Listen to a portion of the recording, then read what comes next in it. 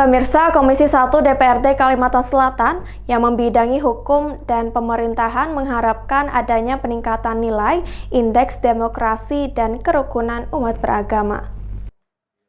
Komisi 1 DPRD Kalimantan Selatan yang membidangi hukum dan pemerintahan mengharapkan adanya peningkatan nilai indeks demokrasi Indonesia dan indeks kerukunan umat beragama di Kalimantan Selatan. Setidaknya hal itu diungkapkan Ketua Komisi 1 DPRD Kalsel, Rahmah Nurlias, saat melaksanakan kunjungan kerja ke Direktorat Jenderal Politik dan Pemerintahan Umum Kementerian Dalam Negeri di Jakarta belum lama tadi.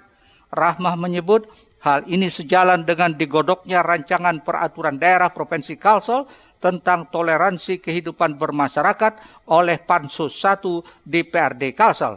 Lebih jauh, politisi Partai Amanat Nasional ini menyatakan dalam rangka peningkatan nilai indeks tersebut mendorong pemerintah daerah agar lebih memperhatikan dan memikirkan poin-poin yang menjadi indikator pencapaian itu sendiri. Karena pada saat ini kami sedang membuat raperda tentang toleransi kehidupan bermasyarakat, di mana dari hasil pertemuan tadi disampaikan kami nantinya dalam menyusun raperda nantinya itu harus memuat tentang kearifan lokal, mengingat perda ini disusun untuk seluruh masyarakat yang ada di Kalimantan Selatan.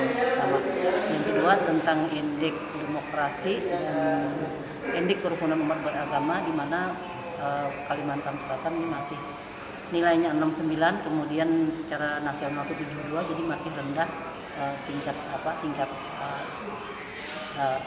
kriterianya. Sementara itu, Kepala Subbidang Forum Umat Beragama Hartono menyatakan seiring berbagai dinamika yang berkembang di masyarakat, baik nasional maupun global, banyak paham-paham yang tidak toleran dengan bangsa Indonesia. Oleh karena itu, dengan adanya perda yang sedang disusun oleh Komisi 1 DPRD Kalsel ini sangat penting, karena melalui perda itu nantinya akan memperkuat toleransi melalui peraturan-peraturan yang akan dibuat.